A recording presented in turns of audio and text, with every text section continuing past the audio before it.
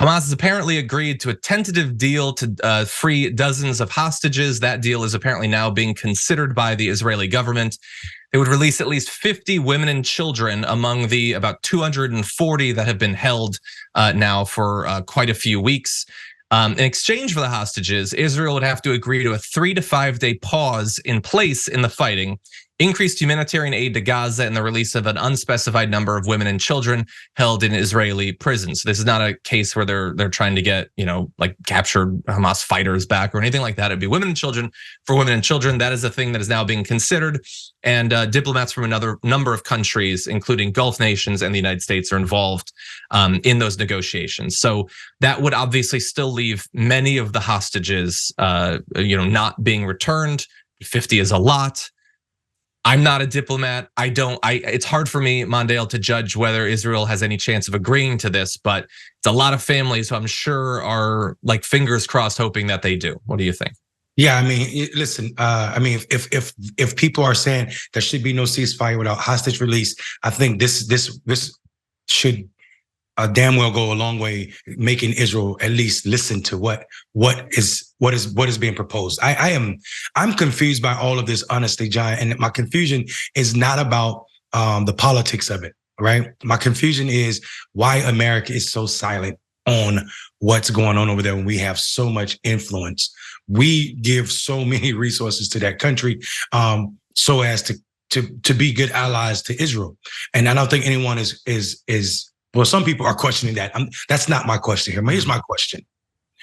Hamas membership pre-December, right, of this year, or I'm sorry, November of this year, was 10 to 12, 20,000. Israel, and I keep saying we in Israel because the two are inseparable, have already killed over 13,000 people. If you've killed more than what their membership is, and it wasn't their membership, what is your end goal? Well, I'm confused by this. You've killed almost 13,000 innocent people. What is your end goal? Where do we stop at? Because if it takes you 10,000 to kill, if it takes you 13,000 individuals to kill a few hundred of Hamas, the numbers extrapolated means you have to wipe out everybody in Gaza to get to the full membership. Is that what we're okay with? By not demanding a ceasefire? So I mean, I'm super frustrated with who and what Hamas is, for sure. Everybody who cares about humanity is. But that does not address the fact that people the size of all of Hamas have been murdered, even though they had nothing to do with that organization. And I think this hostage thing on the Hamas side is still a distraction, and they're playing politics.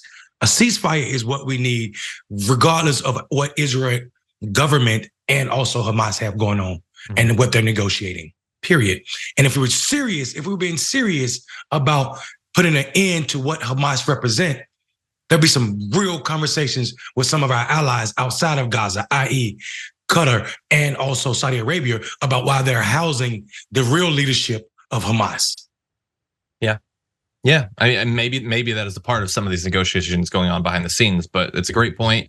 And your point about, the number that have been killed and questioning how many need to be, I would love to hear all of these people sitting on their shows and advocating for the violence to continue.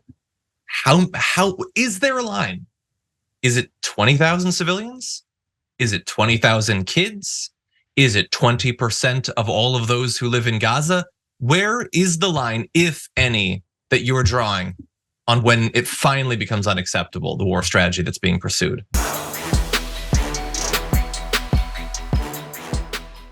For more political news breakdowns, interviews, stories of activism, and me trying my hardest to care about the occasional big celebrity news story, subscribe to our YouTube channel at youtube.com/The Damage Report. And you can ring the bell wherever it is so you don't miss anything.